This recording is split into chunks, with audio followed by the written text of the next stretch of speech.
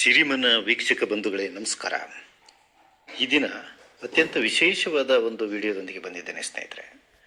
ಯಾಕಪ್ಪ ಅಂತ ಹೇಳಿದ್ರೆ, ನಾವೆಲ್ಲರೂ ಅನ್ನ ತಿಂತೇವೆ, ಆದರೆ ಅನ್ನದ ಮೂಲವನ್ನೇ ನಾವು ಮರೆತು ಬಿಡ್ತೇವೆ. ನಾವೆಷ್ಟೇ ದೊಡ್ಡ ಹುದ್ದೆಯಲ್ಲಿರಲಿ, ಈ ವಿಶ್ವ ನಾಯಕನೇ ಆಗಿರಲಿ, ದೇಶದ ಪ್ರಧಾನಿ ಆಗಿರಲಿ, ಸಾಮಾನ್ಯ ಒಬ್ಬ ಕಾರ್ಮಿಕನೇ ಆಗಿರಲಿ, ನಾವೆಲ್ಲರೂ ಒಟ್ಟಿಗೆ ತಿನ್ನೋದು ಅನ್ನವನ್ನು. ಅನ್ನದ ಮೂಲ ಅಂದರೆ ಆಹಾರದ ಮೂಲ ರೈತ. ಈ ರೈತ ಉತ್ಪಾದನೆ ಮಾಡಿದರೆ ನಮಗೆ ಅನ್ನ ಸಿಕ್ಕೋದು, ಇಲ್ಲ ಅಂದರೆ ನಮಗೆ ಅನ್ನ ಇಲ್ಲ ಸ್ನೇಹಿತರೆ. ಹಾಗಾಗಿ ದಯಮಾಡಿ ನಾವೆಲ್ಲರೂ ಅರ್ಥ ಮಾಡ್ಕೋಬೇಕು, ಪರಿಶುದ್ಧವಾದ ಆಹಾರವನ್ನು ನಮಗೆ ಬೇಕು ಅಂತ ಹೇಳಿದರೆ ರೈತ ಉತ್ಪಾದನೆ ಮಾಡಬೇಕಾಗಿದೆ. ಇಲ್ಲ ಅಂದರೆ ನಾವು ಕೋಟಿಗಟ್ಟಲೆ ತಿಂಗಳಿಗೆ ಗಂಟೆಗೆ ಸಹಸ್ರಾರು ಕೋಟಿ ಸಂಪಾದನೆ ಮಾಡಿದರೂ ಕೂಡ ದುಡ್ಡನ್ನು ತಿನ್ನಕ್ಕೆ ಬರಲ್ಲ. ದೊಡ್ಡ ಎಲೆಕ್ಟ್ರಿಕಲ್ ಇಂಜಿನಿಯರು, ಎಲೆಕ್ಟ್ರಾನಿಕ್ಸ್ ಇಂಜಿನಿಯರ್ ಅಂತೇಳಿ ಅವನು ಸಿಲಿಕಾನ್ ಚಿಪ್ಸನ್ನು ತಿನ್ನಕ್ಕೆ ಬರಲ್ಲ. ಅನ್ನಕ್ಕೋಸ್ಕರ, ಪರಿಶುದ್ಧ ಆಹಾರಕ್ಕೋಸ್ಕರ ರೈತನನ್ನು ನಾವು ಪೂಜಿಸಲೇಬೇಕು, ರೈತನ ದಿನವನ್ನು ನಾವು ಆಚರಿಸಲೇಬೇಕು. ಅದಕ್ಕೋಸ್ಕರ ರೈತನಿಗೆ ಅತ್ಯಂತ ಹೆಚ್ಚಿನ ಮಹತ್ವವನ್ನು ಕೊಡಬೇಕು. ಈ ಪ್ರಪಂಚದಲ್ಲಿ ಅತಿ ಹೆಚ್ಚಿನ ಪ್ರಾಧಾನ್ಯತೆಯನ್ನು ನೀಡಲೇಬೇಕಾಗಿರುವ ಯಾವುದಾದ್ರೂ ಒಂದು ಕ್ಷೇತ್ರ ಇದ್ದರೆ ಅದು ಕೃಷಿ ಕ್ಷೇತ್ರ. ಅದಕ್ಕೋಸ್ಕರ ರೈತ ದಿನವನ್ನು ನಾವು ಡಿಸೆಂಬರ್ 23ನೇ ತಾರೀಕು ನಮ್ಮ ದೇಶದಲ್ಲಿ ಆಚರಿಸ್ತಾ ಇದ್ದೇವೆ. ಅದಕ್ಕೆ ಕಾರಣ ಏನು ಅಂತ ಹೇಳಿದರೆ, ನಮ್ಮ ದೇಶದ 5ನೇ ಪ್ರಧಾನಮಂತ್ರಿಯಾಗಿದ್ದಂತಹ ಚೌಧರಿ ಚರಣ್ ಸಿಂಗ್ ಅವರ ಜನ್ಮದಿನದ ಪ್ರಯುಕ್ತ ನಾವು ಈ ದಿನವನ್ನು ಅಂದರೆ ಡಿಸೆಂಬರ್ 23ನೇ ತಾರೀಕನ್ನು ಪ್ರತಿ ವರ್ಷವೂ ರಾಷ್ಟ್ರೀಯ ರೈತ ದಿನವಾಗಿ ಆಚರಿಸ್ತೇವೆ ಬಂಧುಗಳೇ. ಈ ರೈತ ದಿನದಲ್ಲಿ ನಾವು ಯಾಕೆ 23ನೇ ತಾರೀಕೆ ತಗೊಂಡಿದ್ದೀವಿ, ಆ ಚೌಧರಿ ಚರಣ್ ಸಿಂಗ್ ಅವರ ಜನ್ಮದಿನವನ್ನೇ ಯಾಕೆ ನಾವು ರೈತ ದಿನವಾಗಿ ಆಚರಿಸ್ತಾ ಇದ್ದೇವೆ ಅಂತ ಹೇಳಿದರೆ, ಅವರ ಕೊಡುಗೆ ಅಷ್ಟಿದೆ ಕೃಷಿ ಕ್ಷೇತ್ರಕ್ಕೆ, ರೈತರ ಕಲ್ಯಾಣಕ್ಕಾಗಿ. ರೈತರ ಕಲ್ಯಾಣಕ್ಕಾಗಿ ಅವರು ತಂದಂಥ ಹಲವಾರು ಯೋಜನೆಗಳ ನೆನಪಿಗಾಗಿ ಅವರ ಜನ್ಮದಿನವನ್ನೇ ರೈತ ದಿನವನ್ನಾಗಿ ಆಚರಿಸ್ತೇವೆ.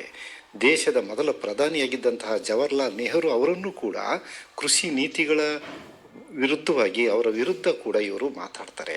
ಸಾರ್ವಜನಿಕವಾಗಿ ಅವರ ನೀತಿಗಳನ್ನು ವಿರೋಧಿಸ್ತಾರೆ. ನಮಗೆಲ್ಲ ಅನ್ನ ನೀಡುವ ಅನ್ನದಾತನ ಕೆಲವು ಸಮಸ್ಯೆಗಳ ಬಗ್ಗೆ ಗಮನ ಹರಿಸೋಣ ಸ್ನೇಹಿತರೆ. ಆತನನ್ನು ಬಿಟ್ಟು ಬಿಡದೆ ಕಾಡುವಂತಹ ಸಮಸ್ಯೆ ಆರ್ಥಿಕ ಸಮಸ್ಯೆ. ಅಧಿಕ ಸಾಲ ಮಾಡಿಕೊಂಡು ಬಡ್ಡಿ ಕಟ್ಟಲಾಗದೆ ಆತ್ಮಹತ್ಯೆ ಮಾಡಿಕೊಳ್ಳುವಂತಹ ದೃಶ್ಯಗಳನ್ನು ಸಾಕಷ್ಟು ವೃತ್ತಪತ್ರಿಕೆಗಳಲ್ಲಿ, ನ್ಯೂಸಲ್ಲಿ ನೋಡಿದ್ದೇವೆ ಸ್ನೇಹಿತರೆ. ಹೀಗಾಗಿ ನಾವು ಈ ರೈತನ ಬಗ್ಗೆ ಭಾಳಷ್ಟು ನಾವು ಅನುಕಂಪ ಪಡುವುದಕ್ಕಿಂತ ಆತನಿಗೆ ನ್ಯಾಯವನ್ನು ಒದಗಿಸಲಿಕ್ಕೆ ನಮ್ಮ ಪಾತ್ರವನ್ನು ನಿರ್ವಹಿಸಲೇಬೇಕಾಗಿದೆ. ಹಾಗಾಗಿ ನಾವು ಕೂಡ ಆತನಿಗೆ ನೆರವಾಗೋಣ ಸ್ನೇಹಿತರೆ. ಬೆಳೆದಂಥ ಬೆಳೆಗೆ ಒಂದು ಸ್ಥಿರವಾದ ಬೆಲೆ ಸಿಗ್ತಾ ಇಲ್ಲ. ಬೆಲೆಯ ಅಸ್ಥಿರತೆ ಆತನನ್ನು ಕಾಡುತ್ತೆ.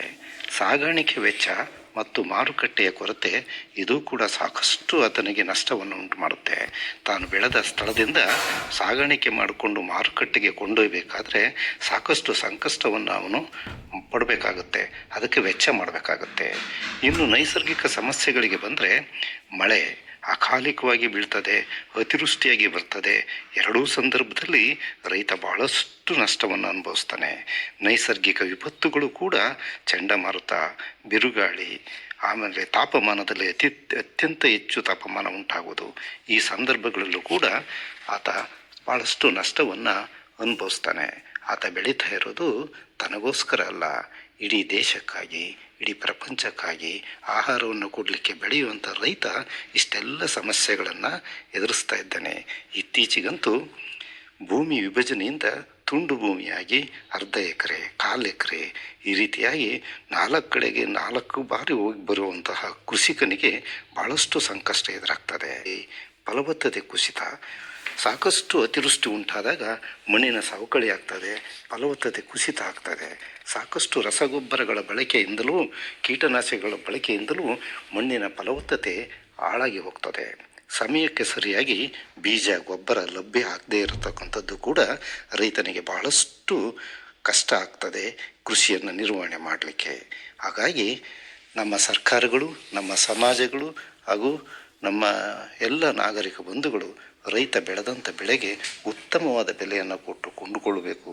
ರೈತನ ಸಂಕಷ್ಟದಲ್ಲಿ ನಾವು ಕೂಡ ನೆರವಾಗಲಿಕ್ಕೆ ಸಹಕರಿಸಬೇಕು ಅಂತ ಕೇಳ್ಕೊಳ್ತಾ, ನಿಮ್ಮೆಲ್ಲರಿಗೂ ಕೂಡ ಇದುವರೆಗೆ ವಿಡಿಯೋ ನೋಡಿದಂಥ ತಮ್ಮೆಲ್ಲರಿಗೂ ಅನಂತ ಧನ್ಯವಾದಗಳು.